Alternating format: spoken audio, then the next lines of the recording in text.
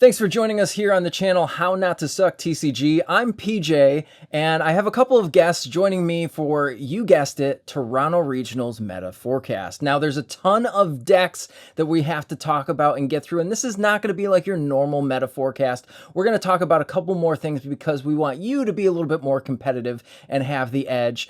And we already know that you know the big decks out there, but what we're going to talk about are techs and other sneaky decks that could come into the meta that you need to know how to play around if you are playing some of those meta slave decks.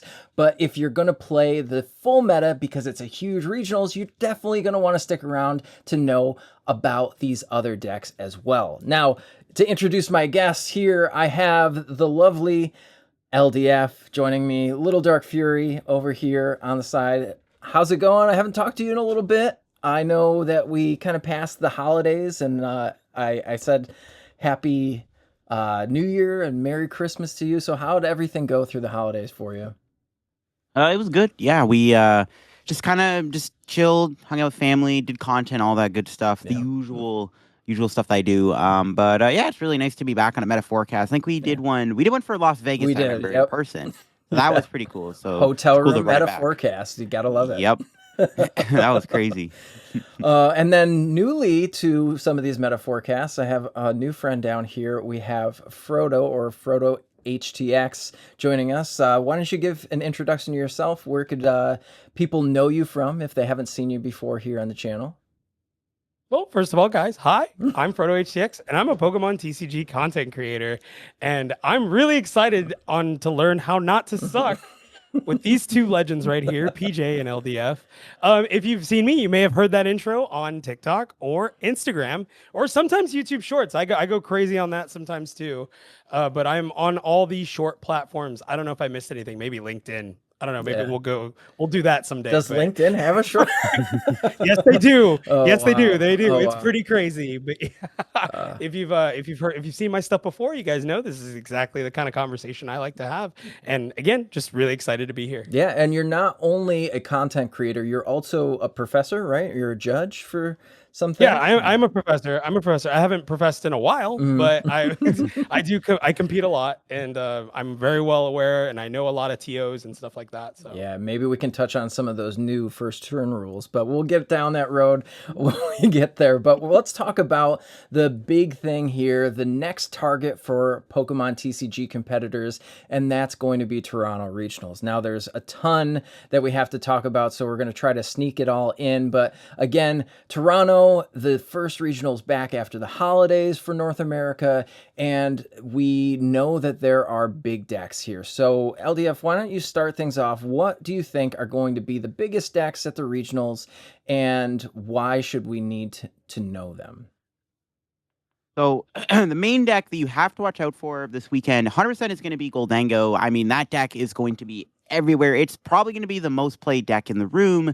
I'm probably going to estimate around like 20%, 21% of the meta. Yeah. Like, there's a lot of Goldango, man. Everyone's playing that deck. It's not just the beginners, the casuals. It's also like top players will most likely be playing Dango. Like, it's just become that big of a deck now. But I do want to say Gardevoir still out there too. Guardy and Dragapult, Goldango, I think are still like the three big decks you need to make sure your deck can actually beat, in my opinion, because those are the decks you're going to expect to see at the top tables. Those are the decks that are going to be popular, and I expect those ones to be heavily played. But definitely Goldango is like number one op list. Like, if your deck does not have a good time in a Dango, or you don't have a good answer to Goldango within your deck, you're probably not going to have a good tournament. And again, you also probably need to make sure your deck can beat Gardevoir too. You need to know the lines of that matchup. I think Guardy is just another deck that will be heavily played, and I think a lot of top players will be playing it. So if you do make it far in the tournament, you have to expect to probably hit some Gardevoir players. Yeah, absolutely. And I think another big one we can talk about here is going to be Charizard. Now, obviously, there's multiple Charizard decks. The GOAT Charizard EX coming into play here. Frodo, have you had any experience with Charizard in your locals, or do you think that it is going to make a splash again? We saw it win a regionals not too long ago. What are your thoughts there? I just saw Destin. I just recently casted a huge cup in Houston with Game Guys. Destin Hatcher got second with Charizard and Noctowl. Okay. And I got to say, that deck is beyond consistent. I mean, he was able to pull off lines even out of item lock. I mean, it just has so many answers, PJ. We're talking about something that can just find Dawn off the rip, find itself a Noctowl, find a Pidgeot, and then just rare candy, Pidgeot, Charizard, be set up, be ready to go. I mean, it just has so many answers to so many of the matchups. I mean, just like those two decks we just talked that LDF just talked about, right? Yep. Against Goldango and Gardevoir, I feel like it's really favored in those two matchups, mainly because it can just come back from so far away. So Donzard, really scary, really consistent. And there's really not so much you can really tech for it outside of just trying to item lock it to death. So. Yeah, absolutely. And another one of the big decks that we talk about that does item lock is going to be Dragapult EX. Now, Dragapult has always been a phenomenal deck. Did take a pretty bad matchup to Gardevoir because they play the Lily's Clefairy, and it does pose a threat to a lot of those other decks because it is an item lock deck. You play Badoo to get yourself set up, and then you just board wipe your opponent. And that's why Dragapult is so good. It's got its own built-in draw engine with Dracloak. We already know how this deck plays out, but going into this regionals, what we have to look at is that Charizard is a high placing deck, and Dragapult does really well into those Charizard's decks most of the time. Again, shutting off things like rare candy is really huge in that matchup for sure. So this is where I want to take the overview of what we expect to be at Toronto and kind of turn the page a little bit and talk about what techs we're going to see in these decks for Toronto Regionals. So going back to you, LDF, again, I know that we were talking a little bit about Charizard, but do you think people are going to start to tech the other Terra Pokemon into this Terrazard list? I've seen a lot of people speculating about putting Wellspring Ogerpon in their list over just the double Terapagos, but what are your thoughts here? So this one's interesting. So I've been playing a lot of Charizard myself for Toronto. I'm most likely going to play the Monkey Dory like slow Charizard deck to the tournament. I've been really enjoying that one. And Donzard is a matchup that I'm trying to learn more about. And I've noticed the straightforward build with no Wellspring is not hard to beat. But the Wellspring build is kind of tricky because I don't play Shaman, and they can use Wellspring against you pretty easily. And I think Wellspring definitely has a home in that deck. That deck honestly plays a lot differently than the other Donzard build, just because of the fact that it doesn't have the same pop-off potential with all the Dusknors and the Klefki. That build morely relies on using Wellspring to kind of run you off the board, and then you still have a Dusknor line in the deck, but it plays a bit differently. That build is not bad either. I think it might be slightly better into Dragapult just because you have the Wellspring and you're not as all in on the rare candy package, which is good. I don't know. That one's weird. I've been seeing a lot of online tournament results using the Wellspring, and even in Japan, the Wellspring's been fairly popular. I think I would still probably play the normal Donzard build over the Wellspring build, because at that point I'd rather just play Terra Box. But I do think that Wellspring will be played. I would still say that I would, on average, expect my opponent to not play Wellspring in their Donzard deck. But I do think Wellspring is still like not bad. But that deck just plays like a lot more differently, right? Yeah, and I think that that's the problem with the Wellspring builds is because if you look at the regular Terapagos builds, they have the way to get around Psyduck, and you have the double Jet Energy, and you have the Klefki, whereas the Wellspring version really can't play like that. You have to play something like the Sparkling Crystal, and you have to probably play a Crispin in there. Then you lose your pivot options. So I know that there is a lot of different schools of thought on that, but I think that we probably will start to see a split between the two versions going into Toronto. Some people are going to be really high in just the straight Terapagos build from Stuttgart, and then moving, if we want to modify that and make a little bit better of a Goldango matchup, which I don't think that we're still that awful into, to just go with the Wellspring. But that does help. I think at the end of the day, Yeah. it comes down to what kind of a Zard player are you? Correct. Are you more aggressive, right? Because I feel like the more aggressive players would want to play the Wellspring, right? Yeah. Just to put that extra pressure. But the real way Zard should be played, and this is just my opinion, a lot slower. You Yeah. should play a lot slower. You should let them take prizes from you. Right. And then build up your Zard. That way you can get more Oko potential Mhm. out of your Charizard EX. Yeah, and I think that you're exactly right, because when we look at the card pool, right, for what we have pre-rotation, there's a lot of comeback cards. Look at Gardevoir. The reason Gardevoir is so good because it is a comeback deck. You do come from behind. Same thing with Dragapult. You do come from behind. You Iono your opponent down to 2-3 cards and then just start to plant damage everywhere, and Charizard could possibly play the same way. Now, obviously, Monkey Dory isn't a tech, but Frodo, what do you think about putting more Monkey Dory or Psyduck or Shaman into a Charizard list right now going into Toronto? Again, I think it comes down to the player. Mhm. If you metagame, right, Mhm. and you are worried about the Dragapult matchup and you don't want to play things like a picnic basket, which we've seen before in the Sure. past, right? You want to go Monkey Dory. I mean, let's say Yeah. you play a Luminous with the Monkey Dory, or you just go straight Dark Energy. Mhm. I feel like the Luminous might actually have a little more value, Okay. considering that you can also mind bend your opponent. So if you're going to Yeah. do that, I would consider maybe playing a Luminous over the Dark Energy. Just my preference there. Yeah. But Psyduck is really big. I don't know. I feel like, to me, sometimes into Dragapult, I feel like it's a cope card. Yeah. I really do. I don't know if I 100% feel like it deserves a slot sometimes. Yeah. Because you both play Klefki Yeah. and it's just going to come up. I think I'd rather just use that slot for something else. Let them waste the slot. Exactly. And try to opt for consistency, because at the end of the day, it's all about who can get the board set up faster, who can Right. get the board set up more consistently, Mhm. and are you going to outbreak your opponent? That's mainly right. it. Can we create the lines Mhm. that are going to help us get to that goal, and that's beating Dragapult, which That's is, right. as a Zard, that's probably your biggest goal going into Toronto. Right. Can I beat Dragapult? Do I know my outs? Am I able to outwit my opponent? Because that's what it's going to be at the end of the day. I don't Right. think it'll be so much as text. I Mhm. think Zard just needs to go in and punch. Yep. And I agree with you there. And you did bring up an interesting concept. And this is a tech card that we see coming in and out of Goldango, is Picnic Basket. Are we still going to be playing Picnic Basket? Do we think that it's going to come out? There's been a couple of testing groups that are still testing Grimmsnarl for some reason. But That deck sucks. the deck says the guy that played it to a regional. I know. But it's pretty bad right now. Like Okay. the only thing Grimmsnarl does is beat Charizard. That's That's, it. fair, that's fair. Yeah, it's pretty bad. It's pretty bad. But we can see it slotted into Goldango. We can see it slotted possibly into Charizard. It does prevent those board wipe moves, and it also does prevent TM Devo, which I do think is falling off as a tech in a lot of the Gardevoir decks. And obviously the only deck that really plays it is going to be decks like Gardevoir and Grimmsnarl.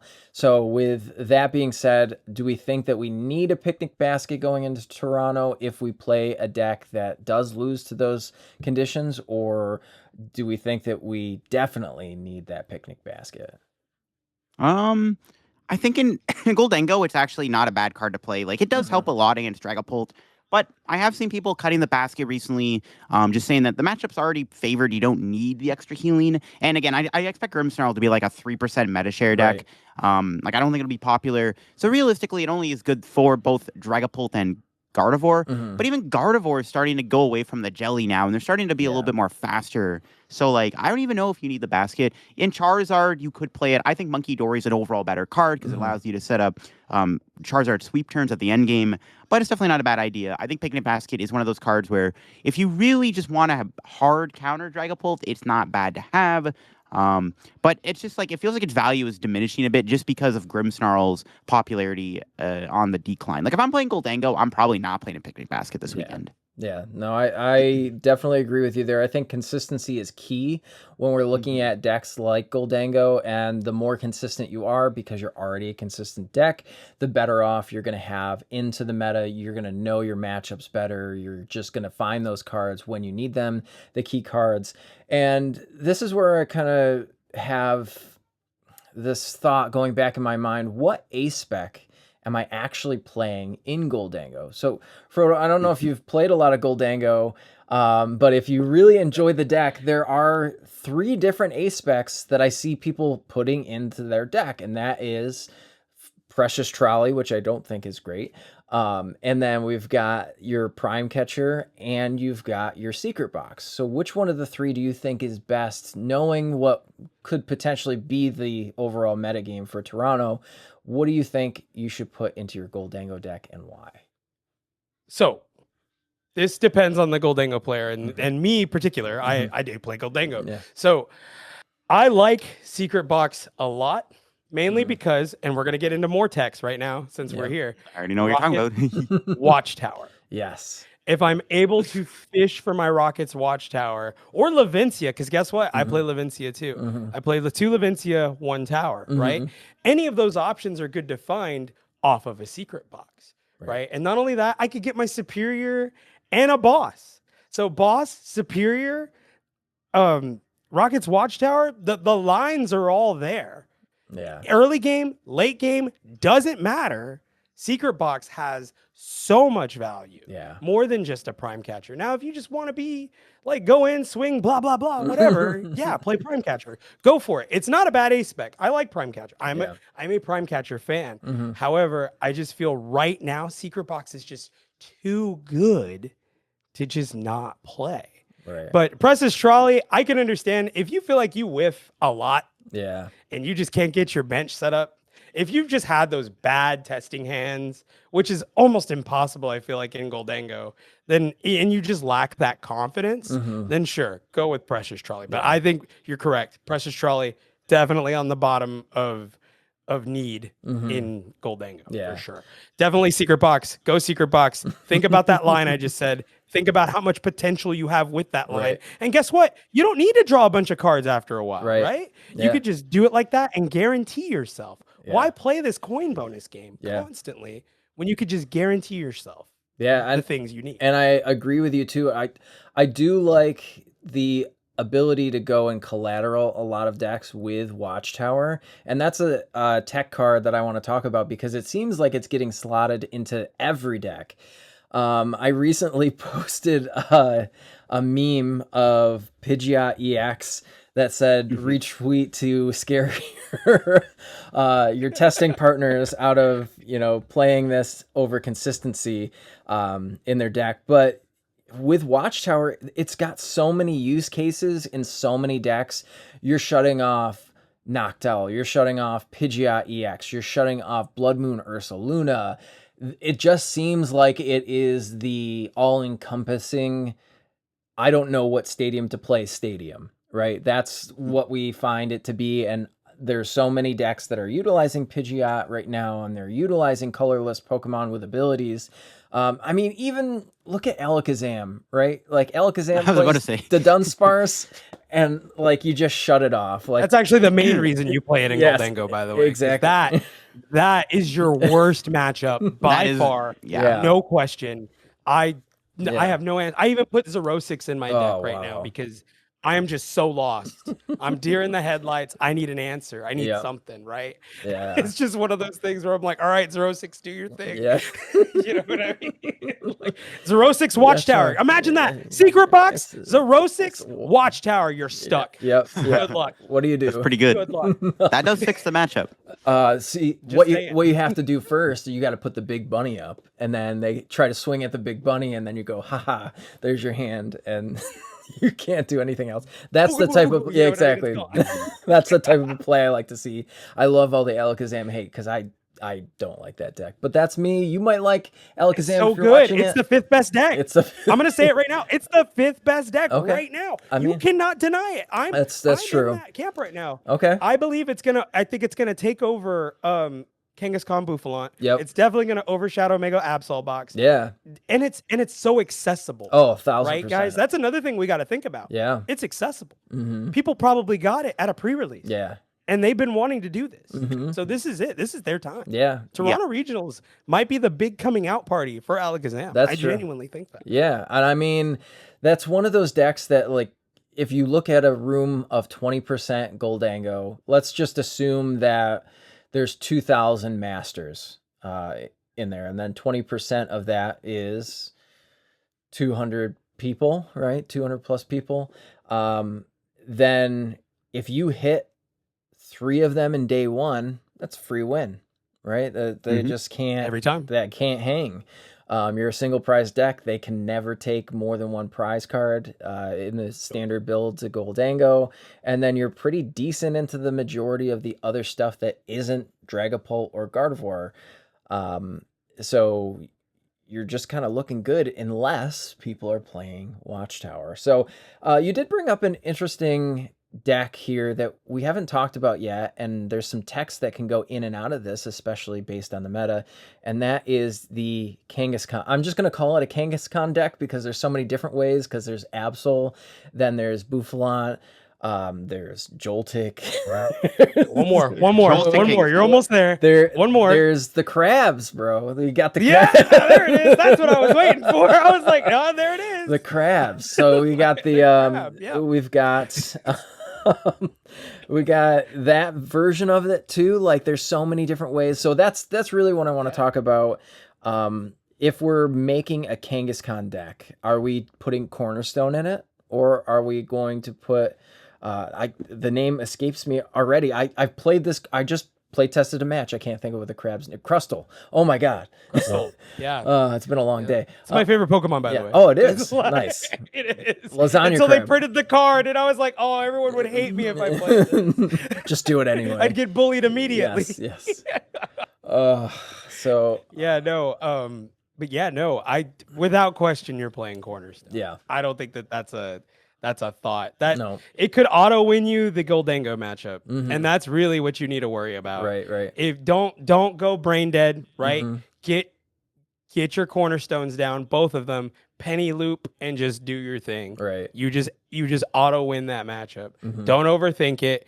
Kangaskhan, run your errands. Trolley for 2 of them if you have to. Do whatever you got to do. Get them on. Penny up that Kangaskhan, and you're just swapping them. Yep. There's no way they can't catch up. It doesn't matter. It doesn't matter if they play the low punny or not. So long as you are constantly just picking it up and moving it, you should be fine. Yeah. And that's something to be scared of. Do you think that the introduction of Mega Low Punny LDF is going to scare away anybody that's playing Cornerstone in this meta? Probably. Low Punny is just such a good card. Like, not even as a way to beat walls.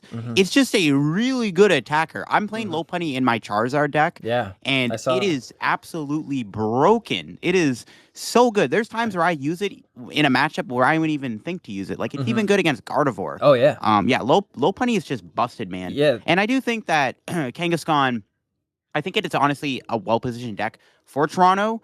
But it does have to worry about Goldango. Goldango with Low Punny is a pretty bad matchup. I do think you have to play Cornerstone to have a chance in that matchup, because Cornerstone with Bravery Charm at least can survive a hit from Low Punny.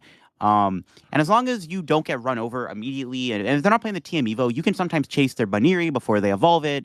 And you can also just like get the first hit on the Low Punny, like Frodo said, like if you are able to establish multiple cornerstones, you can definitely out-resource your opponent. Yeah. And if they have no way to recover the Low Punny in time, you can definitely just overwhelm them with like 2 cornerstone. Like even in the Charizard deck I'm playing and the amount of testing I put in against Kangaskhan, the cornerstone is actually proving to be a pretty big nuisance. Even with a 1/1 Low Punny, a Chi-Yu, double Super Rod, and 2 TM Evo, that matchup is still slightly tricky.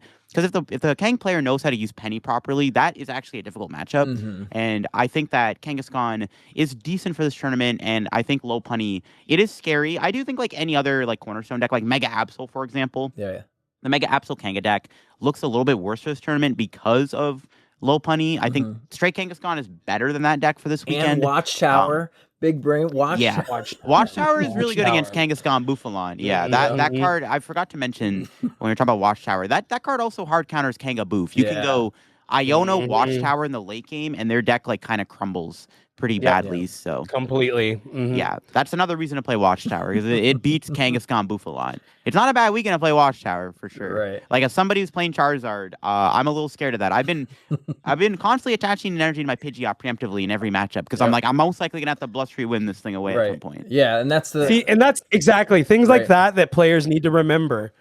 Your Pidgeot can get rid of that stadium. So don't forget what LDF's putting you on some sauce right now. That's right. Pidgeot's a really good attacker. Yeah. Pidgeot's a really good attacker. People underutilize Pidgeot as an attacker. They just think that you always have to go in with Charizard.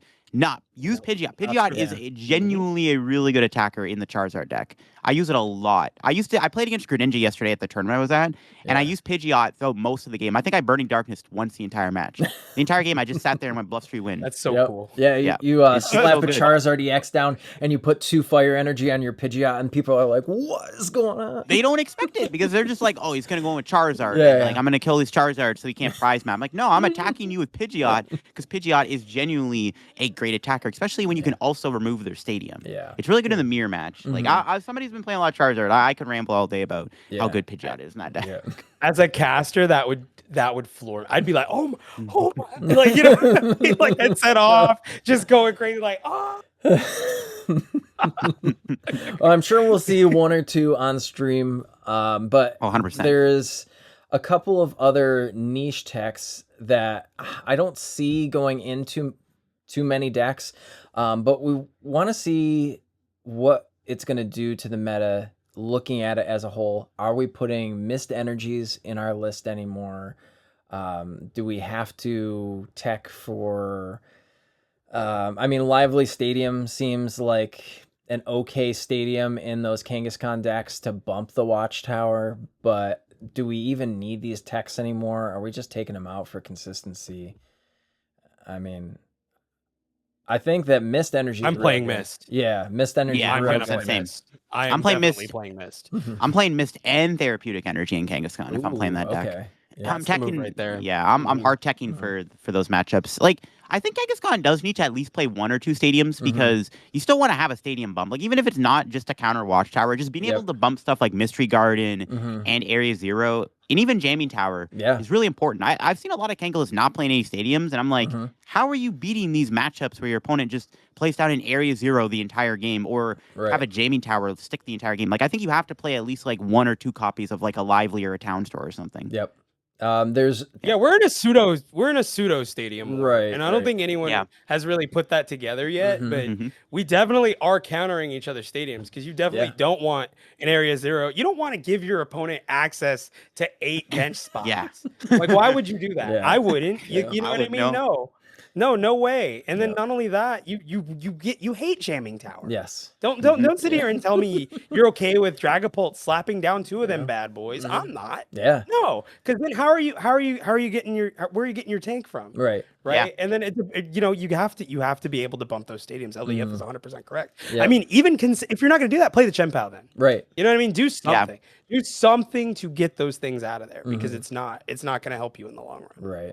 Yeah, and I think that's the biggest thing that we have to look at is how many stadiums are we playing in our deck for the weekend? Like, do we have enough? Are we playing them at the right times based on what our matchup is? Like, these are things that you have to think about when you're trying to play competitively and try to make those day 2s and try to make that cash prizing if you're top cutting. So when you're putting down your stadiums really does start to matter when we're in what you were saying, Frodo, is the stadium war that we're in this format right now. I mean, I've played in tons of stadium war style formats. We can look at the tag team era too. Shout out Chaotic Swell. Yeah, shout out Chaotic Swell. I hate Chaotic Swell, yo. Get it out of here. But no, I mean, as far as that goes, I think that there's another thing that we have to look at as far as bumping things is Tool Scrapper, and that's something we don't really talk about here. I really like that card for this weekend. Yeah, I think that that's a really good card to consider because not only, obviously, we see Dragapult with Jamming Tower, which could get an increase in their Jamming Towers in their lists, or potentially play a split of Watchtower. But we're seeing all the Guardy lists try to beat Dragapult by putting TM Evo and also Luxurious Cape back in their deck. So now, if we have the out to it, which is going to be something like, I mean, not for TM Evo, but for Luxurious Cape, we've got the Scrapper now. I think that that's where we start to counter the counters in a lot of cases. Also, by the way, if you're not playing double TM Evo in your Guardy list, that's a throw right now. Item lock is Yeah. huge. Team Evo is busted right now. I love that card. Yeah, it's real good. But I think that's how a lot of the Guardy lists are getting around this item lock meta that we're in, because you're also playing mirror, right? Like if you're a Guardy player, you have to know how to play the mirror. You have to know how to play against Dragapult. Otherwise, they just run over you. And if you're not playing heavy, I even built a Guardy deck personally just to test against that has 3 Curlia in it and 2 TM Evos, just so I can go deep into it. And then I don't even care if I get Gardevoir out. I'll just like Jelly Lock for a couple turns and then slap down the Guardy when I need it. And then obviously we've got Mega Diancie in the format, so we're not scared of dark decks as much anymore. So it's a lot of things to like piece together, and then you end up being a little bit faster than Charizard. Charizard with Dusknoir is really scary in a lot of cases, especially like Pidgeot. And then that's another slot. You know, we could talk about Guardy for days, different ways you can build it. But I think It's such a versatile deck. They literally can play anything. Right. Like if they really wanted to and get away with it. I mean, think about it. We saw Henry Chow play Enamorus, Sure. which nobody even Thought knew of. existed, Right. right? If you're a Guardy player and you've probably played this for a long time, right? And you know the text better than I do. But you definitely should play Watchtower. Right. that's the one for sure. I feel like Yeah. it's good. I feel like Watchtower for sure. As a Yeah. non-Guardy player, Yeah. Watchtower is good. Yeah. Watchtower is really good. I feel like you said, the TM Evo, perfect. Definitely get your Guardy set up a lot faster, because guess what? As other players, we want to target down your Curlias. We want to target down your, you know what I mean? We want to target down the Ralts, right? Now that's also another pose. Like, I guess a question, like, do you guys feel, and this is a question I just want to bring to you guys, do you feel like it's better to go after the Monkey Dory, or is it better to go off the Ralts? I think it would depend on board state, really. I mean, if they're just sitting there with like lone Ralts and Monkey Dories, I don't care. I'm going after the Ralts, but if they're like, they've got 2 Ralts on the bench, maybe Monkey Dory active, Monkey Dory on the bench too. Maybe I want to take away some of their damage spread if they've got Dark Energy down already. I want to get rid of those monkeys out of play, because now they're a threat. And, you know, I've done enough coaching sessions that I know that you have to attack the threat on the board. And if monkey's the threat at that point, that's where you're going. You know, same thing with any of the Frostlast decks. You know, you target the monkey. Right. You don't care Gotta about go after the monkey. So Yeah, get that monkey. Yeah. I really like to get to the monkey, dude. Yep. No, definitely. Yeah, no, and I agree with you. Again, all these different things to get around item lock are huge. I don't know necessarily if maybe even Guardy should consider Dawn. yeah, I don't know 100%, but I feel like it's not a bad card, especially if you are under item lock and you need to search out your Fez, right? Maybe a Curlia or a Jellicent, right? Can it get Jellicent? It can get Jellicent. I can, yeah. And then dun da da da, Gardevoir EX. Come on. Why not? Why not play the Dawn? The Dawn sounds like a good idea. I've seen some. I might be leaking sauce though. No, I've seen some spicier techs in Guardy lists. We saw Pokeduels put in the grass bird. I forget what its name is. Espathra EX. Shout out Pokeduels. Put Espathra for the Charizard tech. Honestly, that collateral is Dragapult too. I thought that was kind of funny. Because they need extra energy. Kind of collateral's Goldango in a lot of cases too. You got to pump that extra energy. So I don't hate it, but I don't think that it's going to be very well played unless something surprises them. It's okay. Actually, Mind. I forget what tournament it was. I forget if it was LAIC or not, but William Azevedo did play an Espathra in his Guardy list. He got top 16. Nice. I forget what regional or what tournament it was, but he was on that too. So there is something there. It's one of those techs where, listen. Yeah. It could catch a lot of people off guard. Nobody's tested against it. Right. They might have to read the card 4 or 5 different times before they realize, oh no. Yeah. Like, you know what I mean? True. How do I? Yeah. I can't get this. I can't get out of it. No, that's the tough part with Guardy. Like we've talked a lot about the decks that we're expecting. Now I want to talk a little bit more about a more common thing that we're gonna see is my dog's barking. So we're gonna talk about some other ideas going into Toronto Regionals, and the other ideas are the other niche decks that you don't think that you're going to see, and we already talked about a couple of them in here on decks that we hate. So Alakazam is one of those decks. I think that Greninja EX is a deck that we could possibly see show up, and these are like That deck is scary. it's very scary. It's like a 3% deck or less, right? That's what the decks that I want to bring up in here. Anything that's going to be I was gonna say less than 1% on Greninja. Oh, sure. yeah. But probably. But I do think it is a problem. Like Yeah. Greninja is low key very scary. Yeah. And I think it is actually a pretty good deck. it's not terrible into Gardevoir either. And that's the nice part, is that if you know what you're doing with the deck, you know, you set up your Duskulls in the right way, you can set up your TMs, and then you can set up the tree, the grand tree, the ace spec that we rarely ever see. We just do that, and then we come out of nowhere. Severely underplayed, by the way. Severely underplayed. Like Yeah. if you're looking for a way to really just accelerate, right? Grand Tree. Yep. What are we doing? Yep. Like, you know what I mean? It's again, it's another reason to pay stadium bumps. Yep. Right? Because Greninja pops off a grand. You don't want to give Greninja 2 turns of Grand Tree. Right. That's really bad. What? Yeah. That's why I attack with Pidgeot. I'm like, all right, bust free win, discard your stadium. Get it out of there. yeah, get it out. Get it away. We don't want to see it Uh, because Greninja could blow up your board, just like you said. Yeah. It could absolutely obliterate an entire board, and if you don't whip, dude.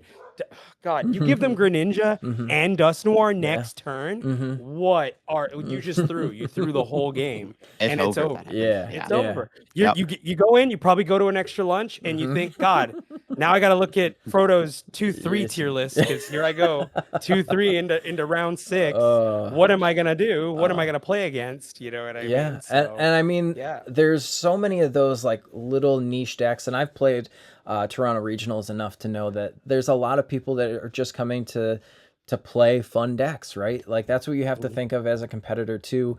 The first couple of rounds, if you're doing well, you probably will start to see more and more meta decks. But if you're kind of on the fence, maybe you take a bad matchup to one of those the first couple of rounds, then you're in that territory where we got to get around this. Now, another deck I think that is very good based on how it's built, and obviously what you're hitting, is going to be the grass deck. And it's not even just the Venusaur deck, but the Meganium solo deck with the teal masks and then the Regigigas. That's a real scary deck, especially if you're playing Charizard. And then, you know, you can still smack into a Dragapult because you've got Regigigas with 2 energy. You know, that's something to consider. So I don't know what everybody here's thoughts are on grass decks going into this meta, but I still find them. Yeah, go ahead. I face a local who mains this deck. Yeah. And I can tell you this right now, just from the data that I've gathered from him, it's so good into Goldango. If they can get the prize trade off the rip, they just beat Goldango. Yeah. And he plays Briar. So that is a nightmare. Yeah. Like if they Briar you, it's you have to play around Briar. And sure. Look, again, less than 1% of the meta, right? We're talking less than 1%. You're 2-3, you're having a bad day, they can Briar you. Yep. Just remember that. If they play that, they're gonna try to Briar you. You have to play around Briar. So, and I need everybody to know this, and I call it the Briar code. Right? If you're playing around Briar, in your head, remember 1, 2, 2, 1. Yeah. Okay. Don't go off 1, 2, 2, 1. The second don't 1, 1, 2. No, don't do that. Yep. 1, 1, 2. We're done. We're cooked. Forget about it. It's over. 1, 2, 2, 1, and that's your path to victory. Otherwise, it's cooked. You're cooked. You get cooked by Briar, and it's just how it is. You got to take that first prize card. You got to soul rock that first. You got to soul rock a Chikorita and pray from the rest of the matchup, pretty much. So, but that's my take on the matchup. If you're a Goldango player and you're gonna play into that, get out of that. But I mean, for the most part, I mean, it's if I can do a whole matchup breakdown on that probably. But I think into Dragapult, you're fine. Yeah, I think so too. Just Dragapult, you're fine. Yeah. Just blow them up. Yeah, you're just Yeah, that matchup seems okay. you just play Dawn, play your Forest, put the Meganium in play in one turn, and like you're solid. You're ready to go. Yeah. No, for sure. And I could so talk about decks that are really niche. Yeah. And a tech card that they need to add. I could talk about Cerulege real quick. Oh, I was just gonna say the other Briar deck. The other Briar deck, but probably and still the best Briar deck in the format. I don't care what anyone says. It's still the best Briar deck in the format. Yeah. It may not win as much. Yeah. But it's almost guaranteed Briar into every 2/2/2 matchup. All right. Without question. Okay? They need to play the Blowtorch. Oh, okay. The Blowtorch is so good. Yeah. It is. To not play. You blow off special energy. You blow off stadiums, right? You blow off tools. You need to play the Blowtorch. It's so good. And you get an extra fire energy Yep. in the discard. Right. So it's discard fodder on top of that. So if you're a Cerulege player, play the Blowtorch. Yep. Trust me, you'll thank me later, right? It's good into Yeah. Guardy, good into Dragapult. That's right. The two matchups you are not very good at, right? Yeah. You can play those two, get in there, you're hoping for the rest of the game, you're golden, and you can Briar and win the game. Hey, But it's listen, just, all those Cerulege players that bought all the EXs up off a TCG player, now's your time to rise up. Here we go. go. Right? Yeah, I know some grinders of that Yeah, deck, man. yeah, I'm telling you, that's, there are some people that really believe in this deck. And as I'm shuffling it Yeah. right now, and this is where it stays. Well, at home. But- speaking of decks that people believe in, LDF, what do you think about Raging Bolt for Toronto Regionals? Should it just stay home? If you're playing Raging Bolt, should you just stay home? Yeah, probably. The deck's actually not even that bad. Like it beats Goldango, kind of, sort of. Even your Dragapult matchup isn't even terrible. You're It's like just this like the whole game. You're like, please, can I beat Goldango? yeah, like the only matchups you're like not great into is like Charizard and Gardevoir. Okay. It's like okay. Yeah, it's like maybe worse than playing Terrabox. It's not a terrible deck though. Like it's aggressive. I think the fact that it's one of the more aggressive decks you can play does help. Like you can really put your opponent on a clock when playing that deck. But it's like less good than Goldango. Like Goldango's a better aggressive deck. But yeah, Raging Bolt's like fine. Like obviously we're gonna see a few in day 2. I'm sure people are gonna play it. It's not a bad deck. It's probably gonna be like a 3%, maybe 4% because people like playing that deck. Again, it's not terrible, but you are taking a bad Guardian, a bad Charizard matchup, which is the only problem. And here we go, collateral with Team Rocket's Watchtower. If you're playing That is true. Owls, You do get collateral by that deck. Yeah. Now, me personally, I am a Bolt believer. Okay. And I kind of play Bolt like a pseudo Terrabox. Sure. Right? Because I don't necessarily believe, I don't have this school of thought that Pikachu is, I know Pikachu's really good. Sure. Right? But Pikachu is so easily countered. And Yeah. if I need to blow stuff up, Yeah. I rather have the Raging Bolt, right? I can, you have so many good cards. You're playing the Trumpet, right? To set up, and you can get more energy on board that way. Some are playing the Wellspring. Hi, me, it's me. Yeah. I'm playing the Wellspring. I play the Wellspring in that deck. I feel like it's really good to spread that damage around. Right. I do play the Baby Bolt too, so I Sure. get extra snipe off of that. Okay. You know what I mean? And it just like, if you are able to if you just have a mindset, right? Think of Raging Bolt as just a toolbox deck. Yep. Right? That you can draw a bunch of cards on, right? And just use Raging Bolt. Hell, at this point, I think we're okay with just playing one bolt. That's kind of where I'm thinking sometimes. Yeah. Because I feel like you can just do so much more. Right. You're just using Raging Bolt to get the big knockouts, right? And again, we talk about Wellspring. I even think about playing a Crystal. Yeah. Just because sometimes I think about playing Terapagos. There's so much more we could do, guys, if we just like get out of this net deck. And Raging Bolt is a prime example of that. Raging, because we've seen so many different Bolt builds, right? We've even seen it without the Owls, right? Yeah. And recently we saw Azul GG, dropping Azul's name right here. We saw Azul GG build Terrabox without Owls. Right? It is possible if we just think outside the box for just a little bit with Raging Bolt and just think, what do I have here? I have a Pokemon that can have infinite scalable damage. And the goal is to keep building that infinite scalable damage into these bigger decks. And the bigger that Pokemon get, right? Because they're going to get bigger. I don't even think we've reached the peak yet. I think we will see a 410 HP before this is all done, right? Before Raging Bolt finally goes in the binder and we close it for good. right? We're gonna see a 410er. And let's believe that our only hope of taking that thing down is probably a Raging Bolt. Mega So, Eternatus. think about that. Yeah. It's possible. Oh no, don't scare me right now, man. Imagine. Yeah. Well, you know what? Here's a hot take for text that we didn't really cover, but I think if you are playing something like Raging Bull or anything with Sada or Crispin, specifically more Sada, but putting a Koraidon in your list again, just because Terapagos is still big, Fez. You can hit all of these other, even Pecharunt EX is weak to fighting. People don't think about that, but you got a fighting attacker that can hit for 180. Might take 2 prizes for a single prizer. Trade's pretty good. You forgot another one. What's that? Kangaskhan. Oh yeah, Kangaskhan. Exactly. Yeah, that's true. Yeah, you can kill huge. Kanga. Kill the Kanga. Yeah. 180. What are you doing? Nothing. So now the argument is, right? Yeah. Okay, like you said with playing with Sada, Yeah. now there's another one that people have been playing. Okay. Have you seen it? No. Passimian.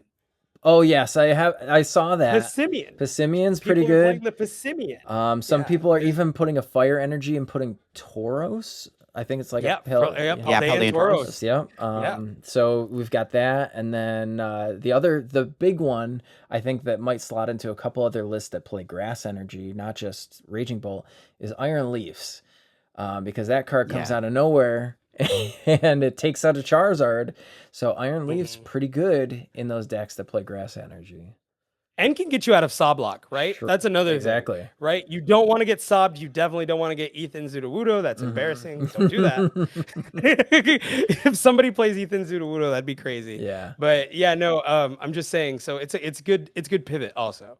So if you're gonna play Iron Leaves, you expect to get trapped, right? It'd be good to conserve your resources. Definitely try to find a way to get that leaves and get that into the active. So not only a great attacker as PJ just pointed, it's also an excellent pivot. And a lot of people, including Raging Bolt, use Iron Leaves as a pivot. So pivot, really good. Yep. So think about that. There is one deck, and go ahead. Did you have a thought here, LDF?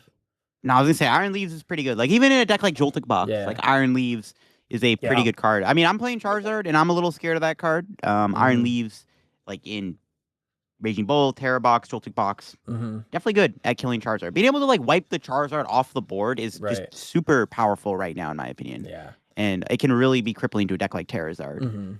Now, this is a deck I didn't cover. I did cover a video on my channel about this deck, but I think that this deck is like the sauce for Toronto. But that's just me. But it has all the cool text that we were talking about. It's Enzorark. We didn't talk about the tech of Toadscruel for Goldango, but there are some Absol players that are putting Toadscruel in their deck, but so are Enzorark players, just to get around the worst matchup that they have, which is Goldango. Now, you do get collateraled by a lot of the grass stuff, but you can still put in your Enzdarmanitan in the list, and you can still put in your Mega Lopunny EX into the list. So both of those schools of thought. Even the Moltres is kind of okay, but then you have to play a weird energy count. I'm not a big fan of Moltres in pretty much any list right now, but we could see it as a potential tech card. But I'm really high on like Enzorark right now. I think it's like kind of decent. The Guardy matchup is still like one that I'm not sold on anymore, just because Mega Diancie is such a problem for Zoroark. But I have seen Zoroark now starting to incorporate Rigid Band into the deck to tech for that matchup. And Zoroark is one of the best decks that gets to play Watchtower. Yes. Though I still think the Charizard matchup is slightly sketchy because Charizard is just a very powerful Pokemon that Zoroark struggles into because it can one-shot it very easily and they can one-shot you. But yeah, I think Zoroark is like fairly decent. If you build a good build that like beats Goldango, like I think it's honestly not the worst deck you can play this tournament. The Goldango matchup is pretty atrocious though. Like you do have to play like a very heavy counter to that. Like you can't just play like a 1/1 Toadscruel or like a 1 of Eerie and call it a day. Like you actually have to hard tech for Goldango. Yeah, I see some people playing Stamp Airy, and I still don't think that does anything.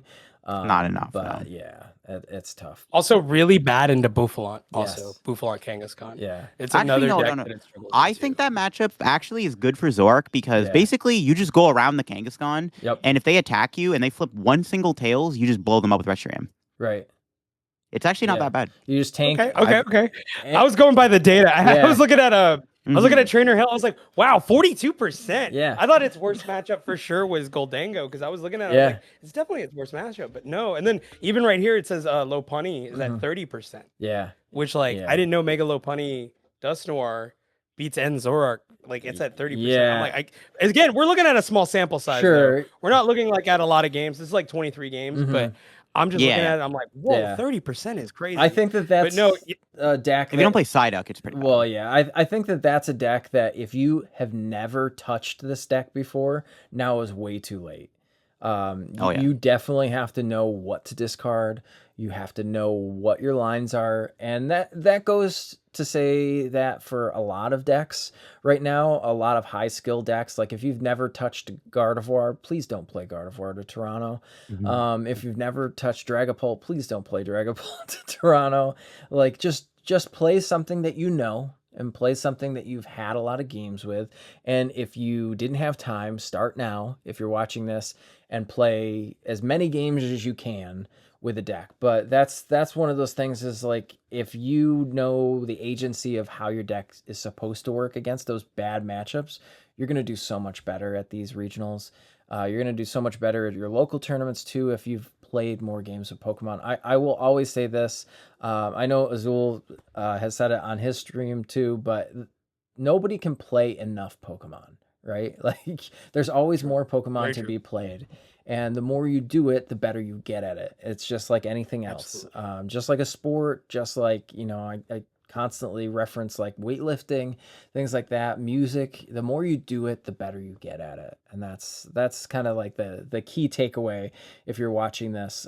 Play your comfort pick if you think it's a good call. Play your comfort pick if you think it's going to be a good meta pick for the regionals. But yeah, I don't mean to tangent here on our conversation that we're having, but I really do feel like that's... Well, just to piggyback off of that, I feel like if you play what you're comfortable with, you're going to have a better time. Yes, exactly. Because at the end of the day, this is for fun. Right. We're all having fun. We play this game because we love it and we want to have fun.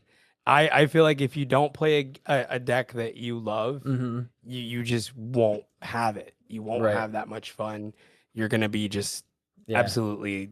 like devastated because you felt like you put so much time into Gardevoir these past 3 weeks and it did nothing for you. You went 0-3 drop and you're just like, why did I play Gardevoir when I could have just played Megalopunny or something or Alakazam or Lucario EX. I could have played Lucario EX. I had so much fun with that deck. It's so much fun. Solid. Just don't hit Guardy. You'll be fine.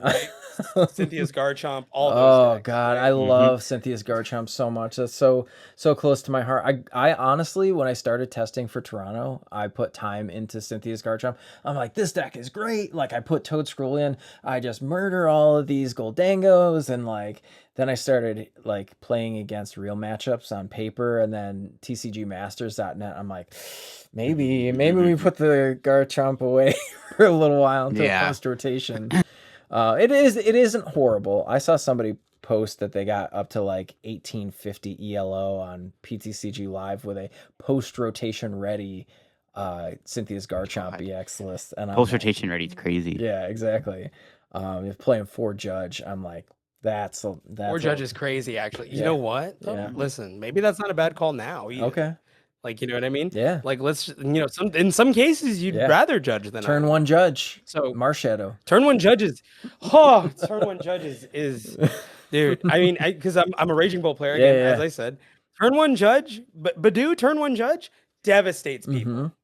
Absolutely. And it's so good. Yeah. So, I mean, it's one of those where you'd, just think about it, right? I mean, nobody's saying that it's more optimal than Iono. Clearly, a higher Iono counts better.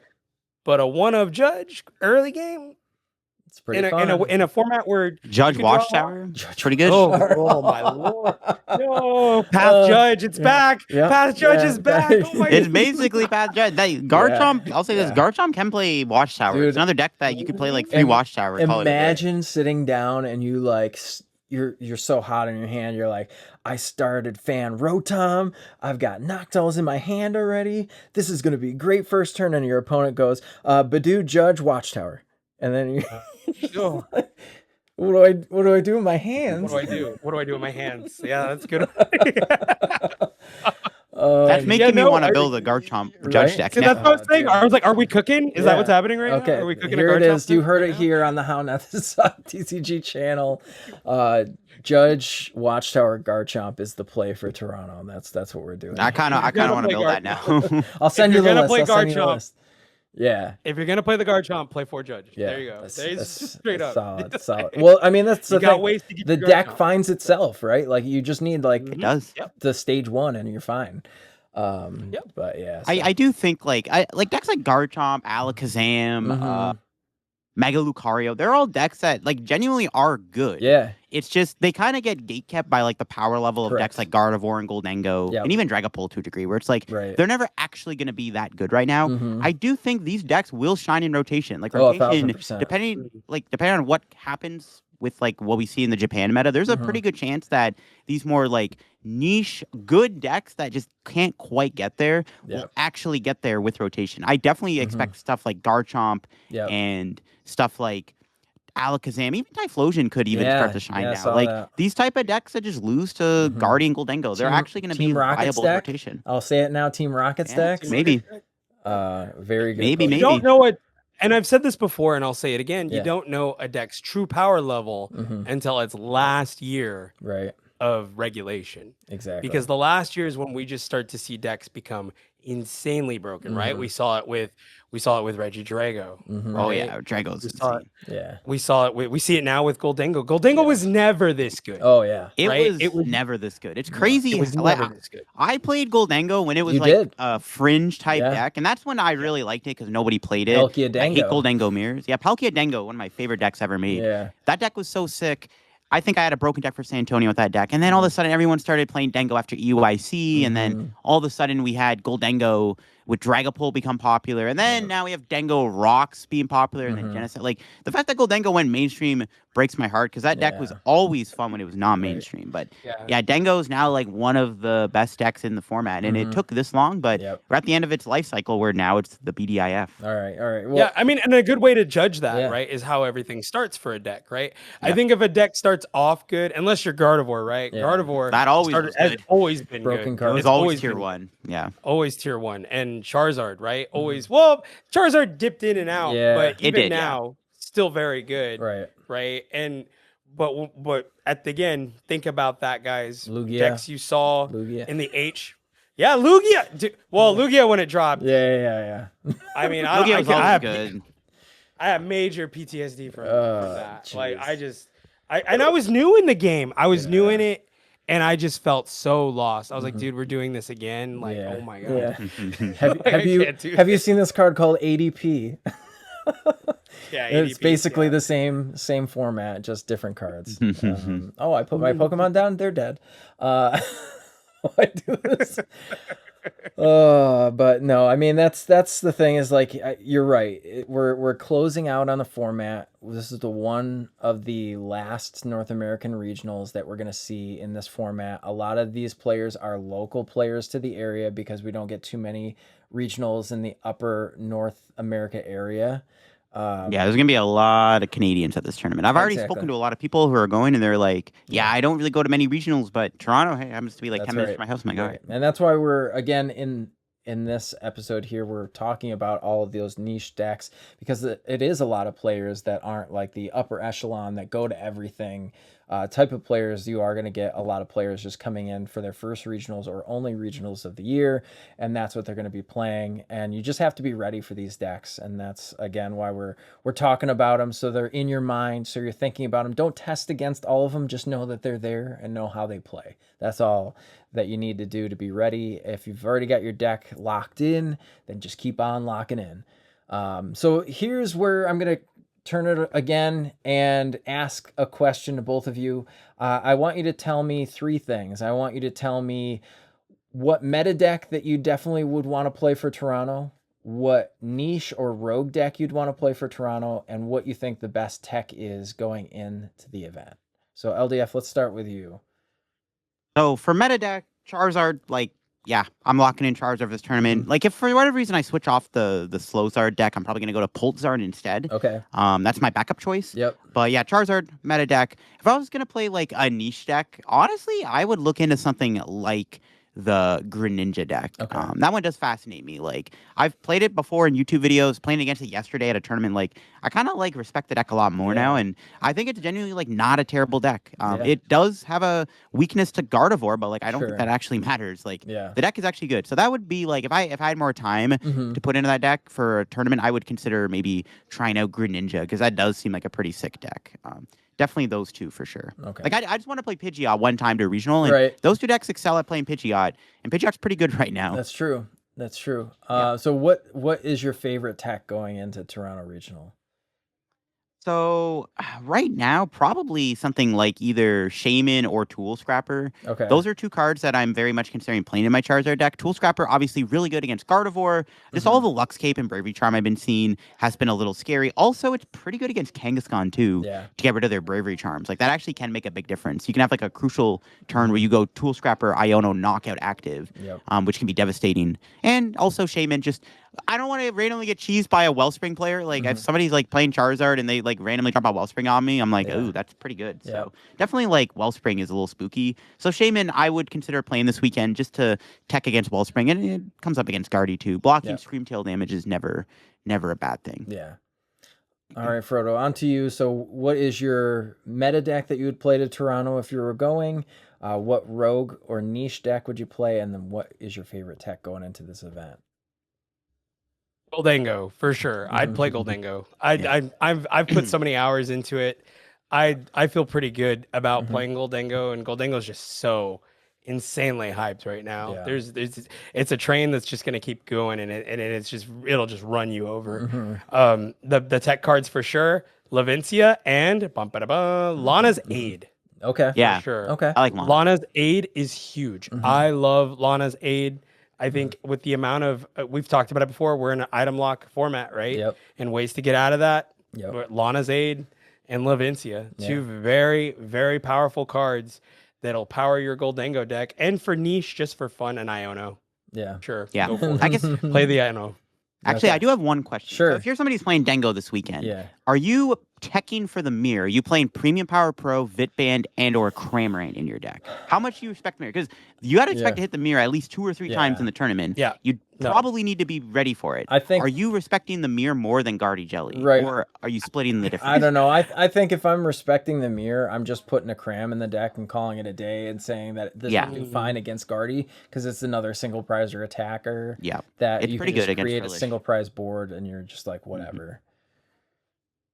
Yeah, ask Austin Charles. I'm very much checked for the mirror. I'm very much checked. I play the 0-6. I play Iono. Okay. I mean, if you think about it, my Goldango list is pretty teched out. Like, I got a lot of techs in there. And just because I don't feel like I have to play all these supporters all the time. I don't have to play boss every turn. Yeah. I just don't have to do that. As cool as it is to have 4 boss, you don't need 4 boss. Right. You really don't. You could just tech out your Goldango list and just be ready. And be ready for the mirror. Right? Because I do play Vidman. I do play the Premium Power Pro. I play the 0-6. I play the Iono, right? And again, I'm good for item lock, right? And again, it's just being ready for what you believe is going to be popular. Right, it's those two things. Yeah. The mirror and item lock. 2 big things if you're a Goldango player. Now, the niche deck I would play. And I already leaked it. It's Raging Bolt. I'd play Raging Bolt. No question. Raging Bolt's just so good. I could do so much with it just based on the meta alone. But dude, Judge, broken. Forget about it. Pack it up, buddy. You're done. Yeah. You know what I mean? You don't got a response to that. And then the tech card, Rocket's Watchtower. Yep.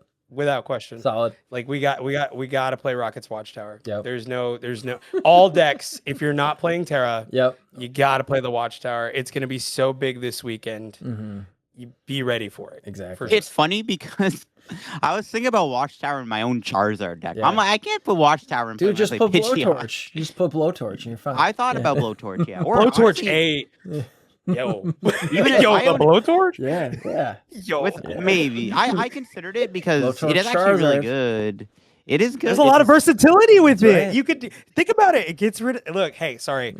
Cut this out. Yeah. Off the record. We gotta help my boy. I gotta help my boy Day 2 right here. That sounds kind of sick. I like it. Yeah, no, It definitely is pretty the good. It's Blowtorch. pretty good. Inzard, Yeah. kind of hype. Hey, listen. I'm in. It's like I'm an in. all-in-one package. Yeah. No kidding. For me, so like meta deck that I would play too, I would probably play Dragapult if I was playing one of the big three. Dragapult's just so sick, and like I've been doing weeks and weeks of testing. Again, shout out me and my 8-week plan video that I did not too long ago. If you haven't checked it out, check it out now. But I've been playing like so much Pokemon. My wife wants to kill me. I'm playing at the coffee table. I'm playing on my phone at work, like playing in the bathroom on, on TCG Live. Absolute fiend. But I mean, Insane, brother. Dragapult, I have to play Dragapult to understand how it works from both sides. That deck is scary good, and the build is not too crazy. So you don't have to think about too many techs for that deck. Like there's 1 or 2 slots that you can cut from like the skeleton and just have a fantastic deck. And then, you're not really scared of Guardy as much anymore. Like if you know the lines, you just like, you've got Dust Noir, you've got double Dusclops. Like it's just so good. Such a good deck. Like if you've been maining Dragapult, and honestly, I think post rotation, I'll probably main Dragapult because it's still crazy good, even without Iono. But it's just like, it's the deck. It's very scary. So, and I like scary decks and I like spread decks. So like, that's what I would play. I probably won't play it. All my friends are trying to convince me to play Goldango, but I don't know. I'm not like a meta person. I'll probably play like a tier 2 deck. But the niche deck that I would probably play, definitely Cynthia's Garchomp. I really do like the playability. But then I'd probably play something like Control, which I think that nobody really talks about, but there's like so much to Control.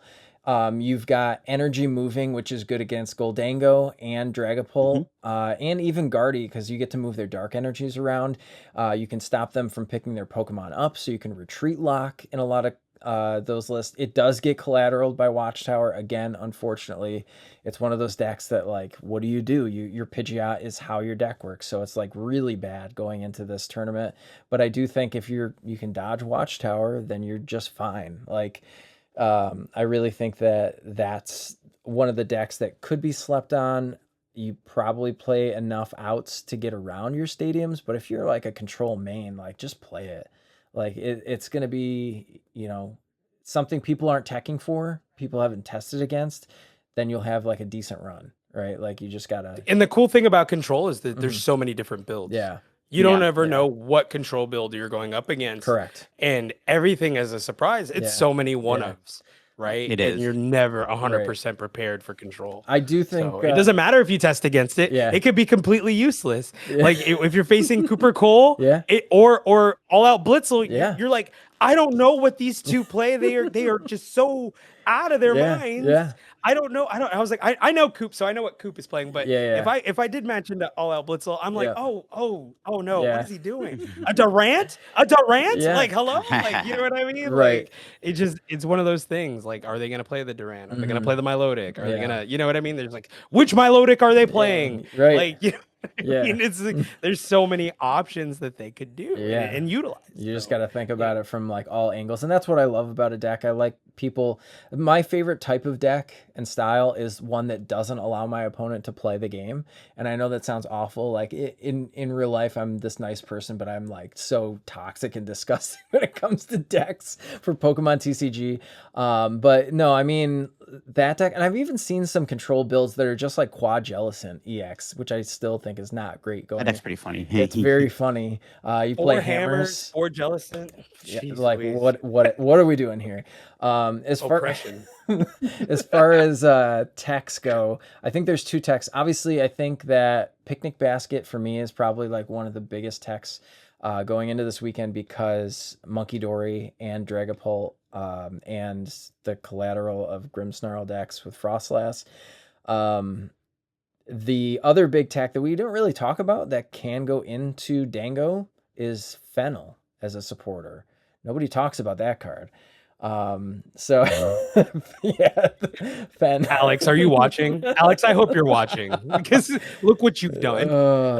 But I mean, Alex posted that earlier, it's and funny. I wanted to text them and be like, "What was that? Yeah, What were you doing?" yeah. Right before Toronto, you're getting people to like, Yep. come on, really shaking it up. That's Wow. crazy. Yeah, but no, fennel That's good. Fennel is a card, and it does exist. Yes. So Yep. think about that. Yeah, I just Fennel support her. and picnic basket. Yeah. Oh, Yo, 70 off chill. everybody. You're never losing to Dragapult again. That's right. Never again. Never again. Watch the Dragapult start playing Dragon Elixir. Yeah, they got the healing For there the- too. For the mirror, just Yep. for the mirror, you play the Dragon Elixir. Yep. Insane stuff. Crazy. Well, guys, it's been great having you on here talking about Toronto Regionals. Hopefully we'll have everybody back on again. And hopefully you watching have learned a little bit more about some of the techs and decks to watch out for that event if you're going. And you can also use this knowledge for your local events like league challenges and cups, or maybe even just your normal league day if you want to start performing a little bit better in the competitive meta of Pokemon TCG. Once again, I'm PJ here with How Not to Suck. I'm going to give my guests the time to shout people out and let them know where you can find them online. So LDF, kick us off here. Where can the people find you online, and any shout outs you'd like to give? Yes, you can find me on YouTube, of course, at Little Dark Fury. I've got a second channel too. I posted 3 videos on it yesterday because there's so much to talk about. So you can check me out on YouTube and Twitter at Little Dark Fury. And yeah, I want to give a shout out to my sponsor, TC Evolution. If you want to use any of their product up for this upcoming weekend, I definitely would consider it. They may, I don't know for sure if they have a vendor there, but if they do, and you can pick up TC Evolution product in Toronto at the vendors, highly recommend it. And Frodo, let the people know where they can find you on all the socials and any shout outs you'd like to give.